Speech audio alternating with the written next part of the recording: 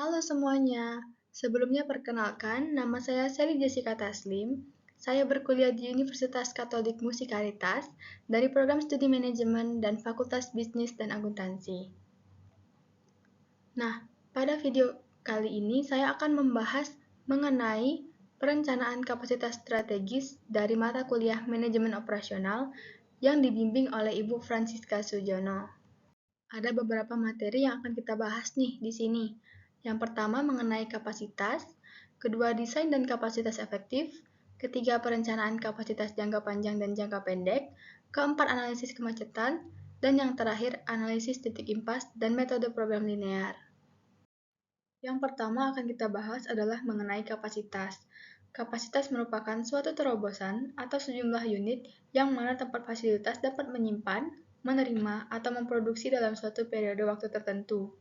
Jadi, kapasitas ini merupakan sejumlah unit yang dapat ditampung oleh sebuah fasilitas dalam waktu periode tertentu. Keputusan kapasitas sering menetapkan kebutuhan permodalan, dan oleh karenanya terdapat biaya tetap yang besar jumlahnya. Kapasitas juga menentukan apakah permintaan telah terpenuhi atau tidak, atau apakah tempat fasilitas ini menganggur atau tidak. Jika fasilitas terlalu besar, maka banyak tempat yang tidak digunakan dan menambah biaya produksi. Namun, jika fasilitas terlalu kecil, maka pelanggan dan mungkin seluruh pasar akan hilang, karena fasilitasnya tidak mencukupi untuk menampung seluruh permintaan masyarakat. Selanjutnya itu mengenai desain dan kapasitas efektif. Di sini ada 4 poin. Yang pertama, kapasitas desain. Ini artinya adalah output yang maksimum secara teori pada suatu sistem dalam suatu periode waktu tertentu berdasarkan pada kondisi idealnya. Yang kedua, ada kapasitas efektif yang artinya kapasitas yang mana suatu perusahaan mengharapkan untuk mencapai hambatan operasional yang tersedia saat ini. Lalu, yang ketiga ada pemanfaatan yang artinya persentase desain kapasitas yang benar-benar dicapai. Sedangkan yang terakhir, efisiensi adalah persentase dari kapasitas yang efektif yang benar-benar dicapai. Lalu di sini ada dua rumus yang bisa kita pakai. Yang pertama itu untuk mencari pemanfaatan. Cara mencari pemanfaatan itu adalah dengan membagi output aktual dengan kapasitas desain. Sedangkan kalau kita ingin mencari efisiensi, kita bisa membagi output aktual dengan kapasitas efektifnya. Di sini kita langsung lanjut ke contoh soal pertama, yaitu menentukan pemanfaatan kapasitas dan efisiensi. Sarah James Bakery memiliki sebuah pabrik untuk pemrosesan roll makan pagi deluxe dan ingin lebih memahami mengenai kapabilitasnya. Tentukan kapasitas desain, pemanfaatan, dan efisiensi untuk pabrik ini ketika memproduksi deluxe roll tersebut. Pendekatannya, minggu lalu tempat fasilitas memproduksi 148.000 roll. Kapasitas yang efektif adalah 175.000 roll. Lini produksi beroperasional 7 hari per minggu dengan 3 pergantian selama 8 jam per hari.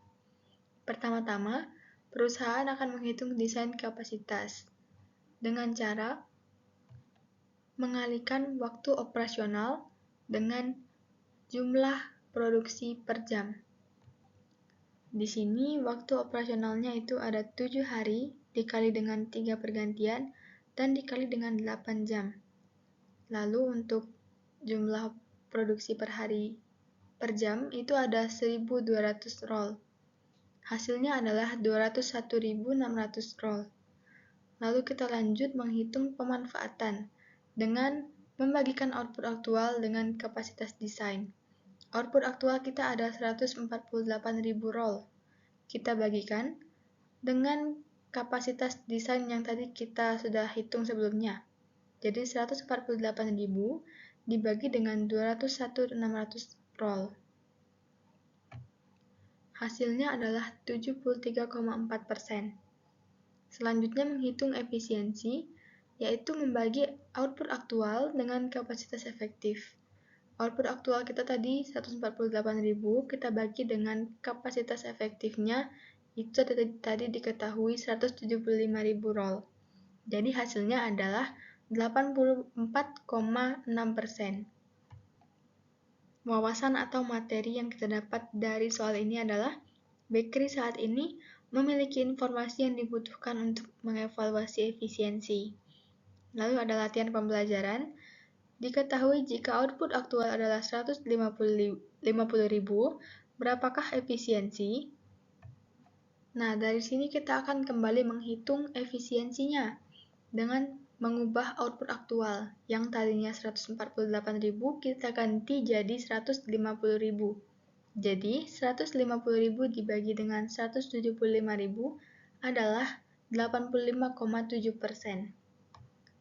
Dari sini kita mengetahui jika kita memiliki output sebesar 150.000, maka kita akan memiliki tingkat efisiensi yang lebih tinggi dibandingkan output sebelumnya, yaitu 148.000. Dari contoh soal tadi, kita dapat menyimpulkan bahwa desain kapasitas, pemanfaatan, dan efisiensi seluruhnya merupakan pengukuran yang sangat penting bagi manajer operasional. Akan tetapi, manajer juga perlu mengetahui perkiraan output dari tempat fasilitas atau proses. Nah, kita dapat menentukan output aktual dengan menggunakan persamaan berikut, yaitu kapasitas efektif kita kalikan dengan efisiensi. Di contoh soal kedua, kita akan menentukan output yang diharapkan. Manajer Sarah James Bakery saat ini meningkatkan produksi atas deluxe roll yang sangat digemari. Untuk memenuhi jumlah permintaan, dia akan menambah lini produksi yang kedua. Pendekatannya, manajer harus menentukan output yang diperkirakan atas lini kedua ini untuk departemen penjualan. Kapasitas yang efektif pada lini kedua sama seperti pada lini pertama, yang mana sebesar 175.000 deluxe roll. Lini yang pertama beroperasional pada tingkat efisiensi sebesar 84,6%, sebagaimana dihitung dalam contoh soal pertama tadi. Akan tetapi output pada lini kedua akan lebih sedikit daripada lini pertama, karena para kru pada umumnya karyawan baru sehingga efisiensi dapat diperkirakan menjadi tidak lebih dari 75%. Dipertanyakan, berapa output yang diperkirakan? Di sini kita akan menggunakan persamaan tadi untuk menghitung output yang diperkirakan, yaitu kapasitas efektif kita kalikan dengan efisiensi. Tadi kapasitas efektifnya diketahui 175.000 ya, dan efisiensinya itu tidak lebih dari 75%.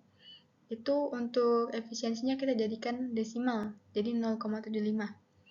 Di sini jadinya 175.000 kita kali dengan 0,75 akan mendapatkan hasil 131.250 roll.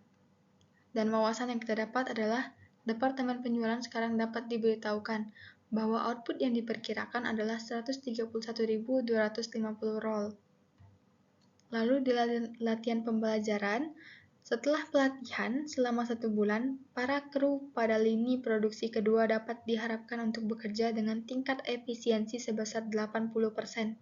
Berapa revisi atas output deluxe roll yang diperkirakan? Kita akan hitung output yang diperkirakan tapi dengan efisiensi sebesar 80%. Jadi kita cuma ganti efisiensinya aja. Kapasitas efektifnya tetap 175.000, tapi untuk efisiensinya itu kita ganti jadi 80%. Hasil yang kita dapat adalah sebanyak 140.000 deluxe roll. Kita lanjut mengenai pertimbangan kapasitas. Nah, untuk pengambilan keputusan mengenai kapasitas, kita perlu mempertimbangkan 4 poin ini. Yang pertama, meramalkan tingkat permintaan secara akurat. Yang kedua, menyamakan kemajuan teknologi dengan volume penjualan. Yang ketiga, menemukan besaran operasional yang optimum. Yang keempat, membangun untuk perubahan. Dalam mengelola permintaan, biasanya perusahaan akan mengalami 3 kondisi berikut ini. Yang pertama, permintaan melebihi kapasitas, di mana permintaan jauh lebih banyak daripada jumlah produksi yang bisa kita lakukan. Nah, dalam kondisi ini biasanya perusahaan dapat membatasi permintaan dengan cara menaikkan harga, menjadwalkan waktu tunggu yang lama, dan mengecilkan keuntungan secara marginal dari bisnis. Dan solusi jangka panjangnya biasanya itu dengan meningkatkan kapasitas. Yang kedua, kapasitas melebihi permintaan, di mana jumlah produksi produk kita ini jauh lebih banyak daripada permintaan pelanggan. Dalam kondisi ini, perusahaan biasanya merangsang permintaan melalui penurunan harga atau pemasaran secara agresif, serta dengan mengakomodasi pangsa pasar melalui perubahan produk. Yang ketiga, perusahaan menyesuaikan permintaan musiman, Contohnya itu ketika musim salju akan lebih banyak permintaan dari pelanggan yang menginginkan motor kendaraan salju karena sesuai dengan kondisi atau musim yang terjadi pada waktu itu. Perencanaan kapasitas dapat dibagi menjadi dua menurut pembagian waktu. Yang pertama itu kapasitas jangka pendek yang biasanya kurang dari 3 bulan dan digunakan untuk menangani secara ekonomis hal-hal yang sifatnya mendadak di masa yang akan datang. Sedangkan kapasitas jangka panjang biasanya memiliki jangka waktu lebih dari 3 tahun, memakan waktu lama untuk memperoleh suatu hasil seperti bangunan, peralatan, ataupun fasilitas. Di slide ini saya menampilkan dua strategi yang dapat digunakan dalam kapasitas jangka panjang. Yang pertama, strategi melihat dan menunggu. Strategi ini dikatakan sebagai strategi hati-hati karena kapasitas produksi akan dinaikkan apabila yakin permintaan konsumen sudah naik. Strategi ini diperoleh dengan pertimbangan bahwa setiap kali terjadi kelebihan kapasitas, perusahaan harus menanggung resiko karena investasi yang ditanggung dalam unit yang sedikit, akhirnya biaya produksi menjadi lebih tinggi. Yang kedua, ada strategi ekspansionis, yaitu kapasitas selalu melebihi di atas permintaan, dengan harapan tidak terjadinya kekurangan produk yang dapat menyebabkan peluang masuknya produsen lain atau pesaing. Kita lanjut ke materi analisis kemacetan. Istilah kemacetan atau bottleneck ini mengacu dalam kasus sistem produksi yang menyebabkan kapasitas efektif terendah dan membatasi output sistem. Ada istilah waktu kemacetan dan waktu terobosan. Nah, waktu kemacetan ini artinya adalah waktu dari sentra kerja yang paling lambat dalam suatu sistem produksi. Sedangkan waktu terobosan adalah waktu yang mana unit berjalan melalui waktu produksi dari awal hingga akhir. Contoh soal ketiga yaitu analisis kapasitas dengan proses paralel. Gerai roti isi Howard Gray menyediakan roti isi yang sehat bagi para konsumennya. Howard memiliki dua lini perakitan roti isi yang identik. Konsumen yang pertama akan menempatkan pesanan. Pesanan kemudian akan dikirimkan ke satu atau dua lini perakitan. Masing-masing lini perakitan memiliki dua pekerja dan dua operasional. Untuk lebih jelasnya kita lihat di slide selanjutnya. Nah, dalam proses produksi ini kita bisa melihat kalau Howard memiliki dua lini perakitan. Yang pertama itu roti isi, yang kedua sandwich. Nah, pendekatannya, Howard pertama-tama menentukan sumber kemacetan dari proses dan waktu terobosan dari keseluruhan operasional. Menentukan sumber kemacetan. Operasional pembungkusan dan pengantaran dengan waktu 37,5 detik terlihat akan menjadi sumber kemacetan untuk keseluruhan operasional. Kenapa antar ini menjadi sumber kemacetan dalam operasional ini? Karena dia memiliki waktu terlama dalam sistem operasional ini dengan waktu 37,5 detik. Maka kita bisa menyebutnya sebagai sumber kemacetan. Lalu kita menghitung kapasitas per jamnya. 1 jam itu ada 3.600 detik. Jadi kita bagi 3.600 detik dengan 37,5 detik. Hasilnya kita dapat memproduksi 96 roti isi per jam. Selanjutnya kita menghitung waktu terobosan. Waktu terobosan itu proses produksi dari awal hingga akhir ya. Jadi kita tinggal tambahin aja nih waktu produksinya. Mulai dari pesanan 30 detik, roti isi ataupun sandwich 15 detik, kita tambah lagi dengan isi 20 detik per roti isi, tambahin lagi dengan panggangan dengan waktu 20 detik per roti isi, dan terakhir kita tambah dengan antar 37,5 detik per roti isi. Hasilnya itu kita dapat 122,5 detik atau 2 menit dan 2,5 detik. Dari sini mudah ya, kita tinggal tambahin aja waktu produksinya dari awal sampai akhir. Kenapa kita nggak tambahin 2 kali? Padahal kita punya 2 lini perakitan. Yang pertama sandwich, yang kedua roti isi. Itu karena mereka punya waktu produksi yang sama ya, 15 detik nih. Jadi kita nggak perlu ngulang hitungnya. Lalu untuk wawasan, menggandakan sumber daya pada sentra kerja secara efektif dapat memangkas waktu pada jalur setengahnya. Atau jika N operasional paralel atau redundant ditambahkan, maka waktu operasional jalur kerja yang dikombinasikan akan sama dengan 1/N kali waktu semula. Selanjutnya ke latihan pembelajaran. Jika Howard merekrut pembungkus yang baru, berapa kapasitas per jam yang baru? Nah, di sini kalau Howard merekrut pembungkus yang baru, otomatis bagian antar dan bungkus ini nggak akan jadi satu lagi ya. Mungkin akan dibagi dua waktunya. Jadi di sini bakal ada pembungkus, baru bakal diantar. Jadi waktunya juga mungkin bakal lebih efisien. Jadi otomatis pengantaran ini nggak akan jadi waktu kemacetan lagi atau sumber kemacetan. Nah, karena proses pembungkusan dan pengantaran ini udah dibagi dua, udah menghemat waktu, otomatis kita beralih ke pesanan. Pesanan bakal jadi waktu kemacetan karena dia memiliki waktu paling lambat di antara semua proses produksi. Jadi kita ganti aja. Kita bagi lagi 3.600 detik per jam dibagi dengan 30 detik per roti isi. Hasilnya kita bakal dapat 120 roti isi per jam.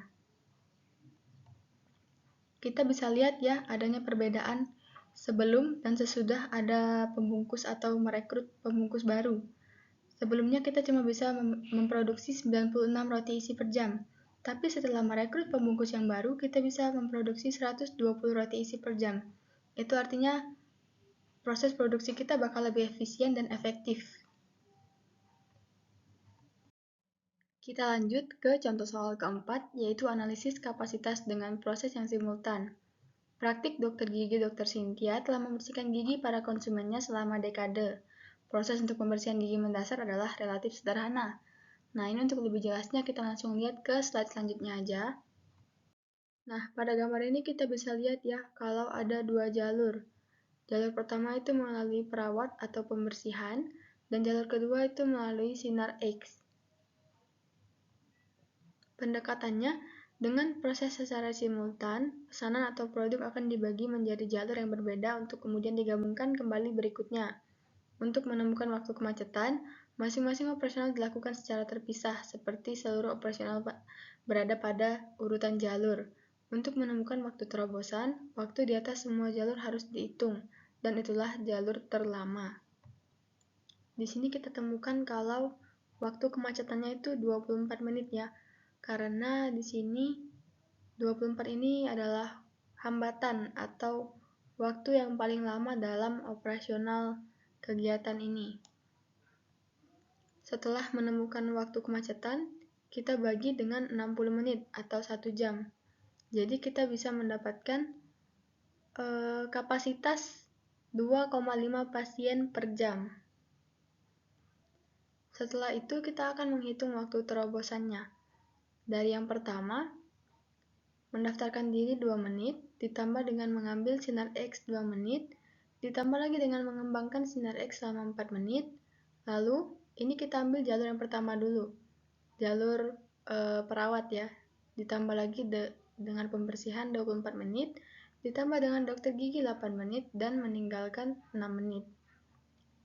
Ini di sini hasilnya ya, 2 ditambah 2 ditambah 4, tambah 24, tambah 8, dan tambah 6. Hasilnya 46 menit. Begitu juga yang jalur kedua, kita tambah juga 2, 4, 5, 8, dan 6. Hasilnya 27 menit. Jadi kita punya dua jalur ya, yang pertama 27 menit, yang kedua 46 menit. Jadi maka pasien akan keluar dari ruangan setelah 46 menit, atau misalnya maksimum adalah 27 dan 46. Nah, wawasannya, dengan pemrosesan secara simultan, maka seluruh waktu operasional dalam keseluruhan sistem tidak sederhana dengan menambahkan bersama-sama untuk menghitung waktu terobosan, karena beberapa operasional terjadi secara simultan. Selain itu, jalur terlama yang melalui sistem dianggap sebagai waktu terobosan. Jadi, jalur terlama itu adalah 46 menit ya. Di sini waktu terobosannya berarti 46 menit. Latihan pembelajaran. Asumsikan bahwa teknisi yang sama sekarang telah memiliki perawat yang mulai dengan segera setelah sinar X diambil atau yang memungkinkan bagi perawat untuk mulai 4 menit lebih awal. Berarti di sini pembersihannya enggak lagi 24 menit, melainkan 20 menit ya. Jadi kita ganti aja ini. 24 jadi 20, hasilnya itu 42 menit. Jadi waktu terobosannya jadi 42 menit, namun perawat masih merupakan sumber kemacetan sehingga kapasitas tetap 2,5 pasien per jam. Analisis titik impas merupakan perangkat yang krusial untuk menentukan kapasitas tempat fasilitas harus mencapai profitabilitas. Tujuan dari analisis titik impas ini adalah untuk menentukan suatu titik dalam uang dan unit yang mana biaya setara dengan pendapatan. Di sini ada dua jenis biaya. Yang pertama, biaya tetap adalah biaya yang akan berlanjut bahkan jika tidak ada unit yang diproduksi. Contohnya itu pajak, utang, gaji, dan lainnya. Yang kedua itu ada biaya variabel, yaitu biaya yang bervariasi bergantung pada volume unit yang diproduksi. Di sini saya tampilkan beberapa istilah yang akan kita gunakan dalam menentukan BEP atau break even point. Jadi, break even point ini ada dua kasus ya. Yang pertama produk tunggal, yang kedua itu multi produk. Nah, ini ada tampilan kurva ya. Di garis vertikal itu ada biaya dalam dolar, dan di garis horizontal itu ada volume atau tiap unit per periode. Titik impas itu bisa dikatakan jika biaya total sama dengan pendapatan total. Di bawahnya juga kita bisa melihat beberapa rumus yang bisa kita pakai untuk menentukan break even point, baik dalam unit maupun dalam dolar. Selanjutnya kita lanjut ke contoh soal kelima, analisis titik impas dengan produk tunggal. Stephen ingin menentukan volume dolar minimum dan volume unit yang diperlukan pada tempat fasilitasnya yang baru untuk memperoleh titik impas. Pendekatannya, perusahaan menentukan biaya tetap sebesar $10.000, tenaga kerja sebesar $1,50 per unit, dan bahan baku sebesar $0,75 per unit. Harga penjualnya itu $4 per unit. Nah, pertama kita bisa hitung titik impas dalam dolar dengan menggunakan rumus yang tadi ada di slide sebelumnya. Ini juga ada ditulis ulang. BEP dolar sama dengan F. F ini adalah biaya tetap. V ini adalah biaya variabel per unit. Dan P adalah harga per unit. Jadi kita tadi diketahui kalau biaya tetapnya adalah $10.000. Untuk biaya variabel itu kita ada dua. Yang pertama itu tenaga kerja sebesar $1,50. Yang kedua itu bahan baku sebesar $0,75. Jadi untuk biaya variabelnya ini kita jumlahin aja ya.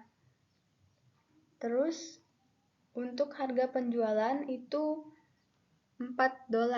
Jadi kita tinggal masukin aja nih sesuai sama rumusnya. Kita dapat hasil $10.000 dibagi dengan 0,4375. Hasilnya itu $22.857. Nah, yang kedua kita cari titik impas dalam unit dengan menggunakan rumus juga, tapi dengan rumus yang berbeda ya. Ini rumusnya BEP sama dengan F, yaitu biaya tetap, dibagi dengan P, harga per unit, dikurang V, atau biaya variabel. Jadi F itu tadi diketahui biaya tetapnya $10.000, kita bagi dengan $4 dikurang dengan biaya variabel $1,50 dengan $0,75. Hasilnya itu adalah 5.714 unit.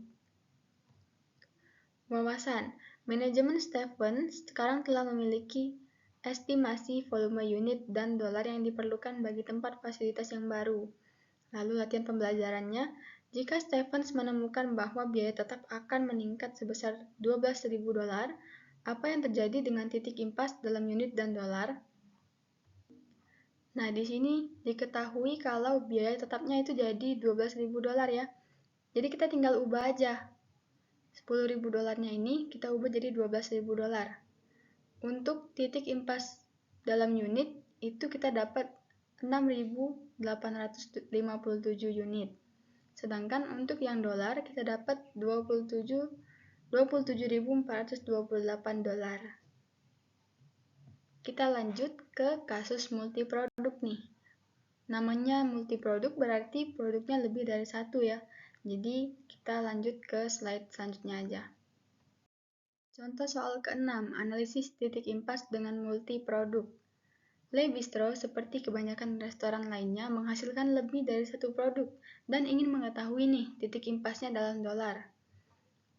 Pendekatan, informasi untuk Le Bistro berikut, biaya tetap senilai $3.000 per bulan. Nah, di sini ada informasinya ya. Dari nama barang, harga, biaya, serta perkiraan penjualan tahunan. Dengan varietas penawaran, kita melanjutkan dengan analisis titik impas seperti dalam kasus produk tunggal, kecuali bahwa kita akan menimbang masing-masing produk dengan proporsi total penjualannya menjadi persamaan yang tadi di slide sebelumnya. Cara menyelesaikan titik impas multiproduk ini kita memerlukan 8 kolom ya. Harga, harga penjualan, biaya variabel dibagi dengan harga penjualan, dan lain-lainnya. Nah, pertama nih, buat kolom harga penjualan itu kita tinggal salin dari informasi soal yang udah kita dapat ya. Biaya variabelnya juga udah dilampirkan dari soal, jadi kita tinggal salin aja. Nah, untuk kolom keempat, itu kita bagi biaya variabel dengan harga penjualan. Jadi kita bagi $3 bagi dengan $5. Hasilnya itu 0,60.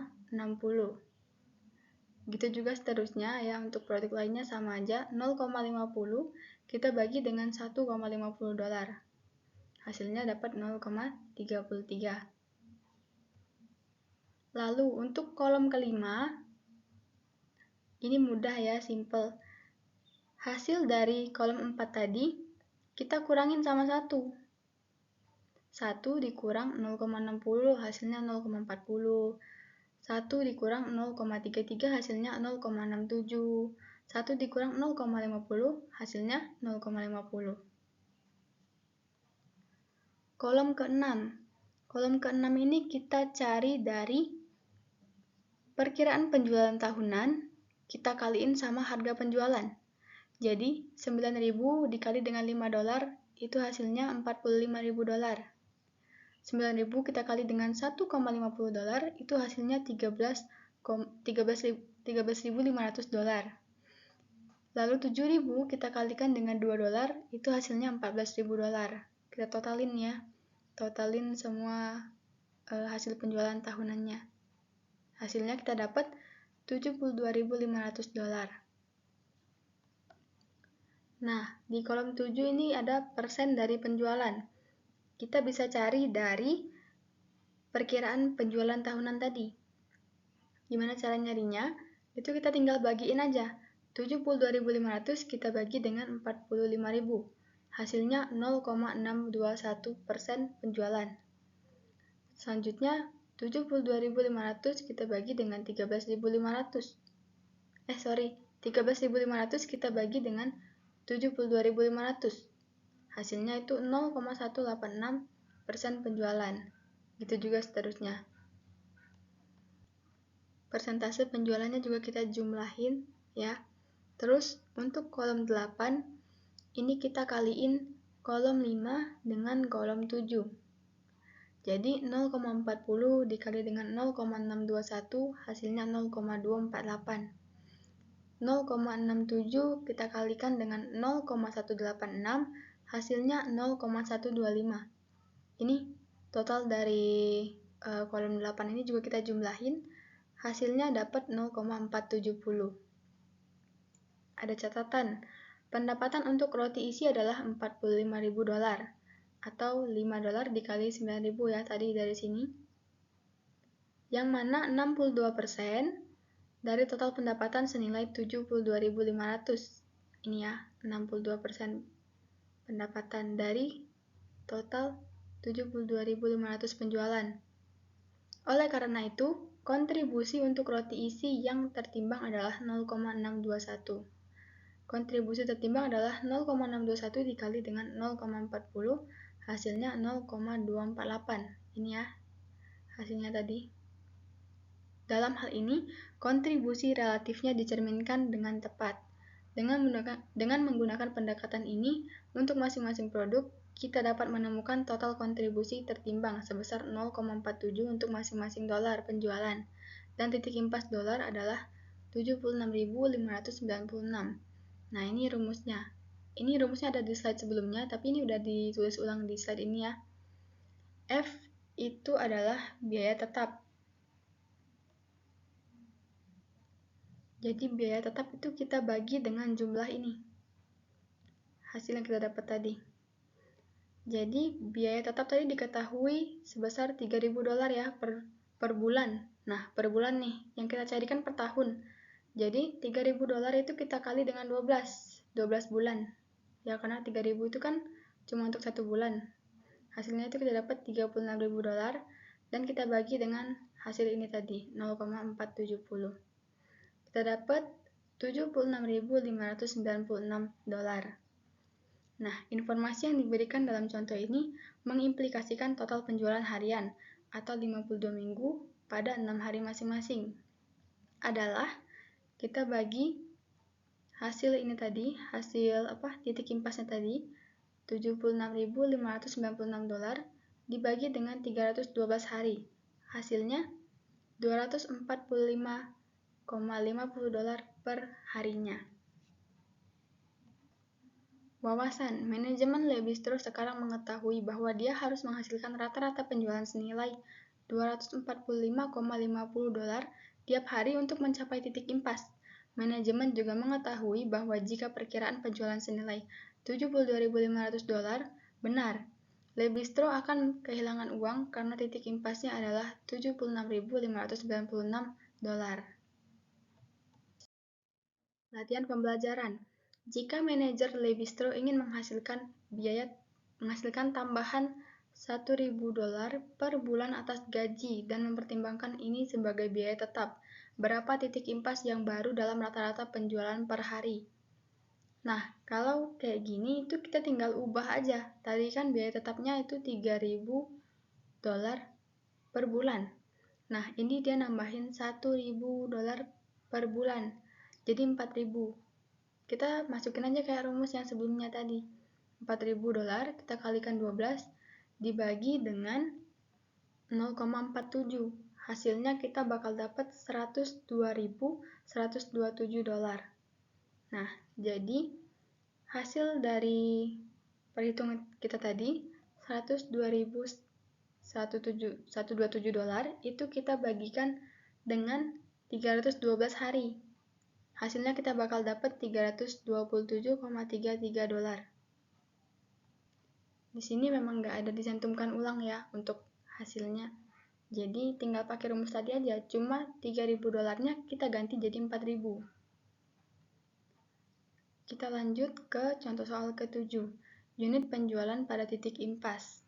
Le Bistro ingin mengetahui titik impas untuk jumlah roti isi yang harus dijual setiap harinya. Pendekatan menggunakan data dalam contoh S6.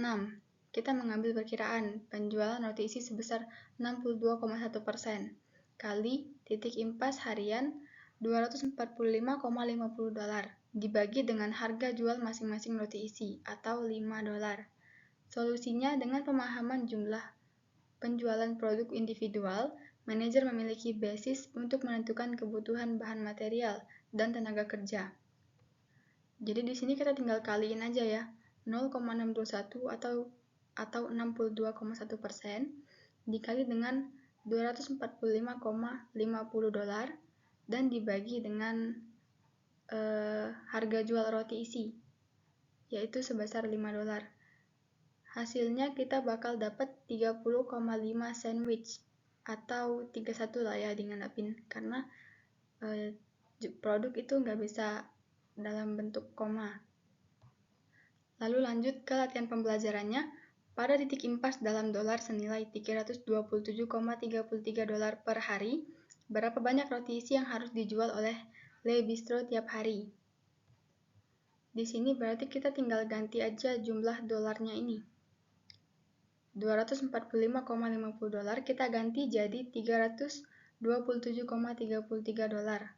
Hasilnya kita bakal dapat 41 sandwich atau roti isi dalam satu hari.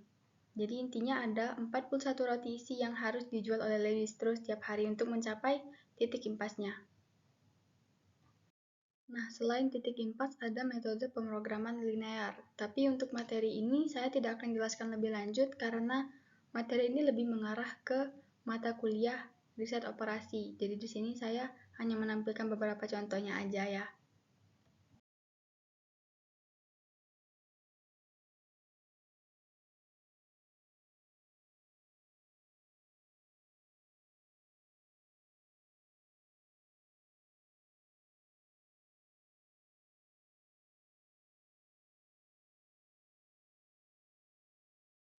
Nah, berikut ini adalah referensi yang saya gunakan untuk membantu saya membuat PowerPoint ini. Berikut ini adalah foto dan nama saya, juga ada NIM dan kelas. Baiklah, terima kasih telah menonton video ini. Sekian penjelasan dari saya mohon maaf bila saya ada salah-salah kata atau kurang jelas dalam video kali ini. Terima kasih teman-teman, bye-bye.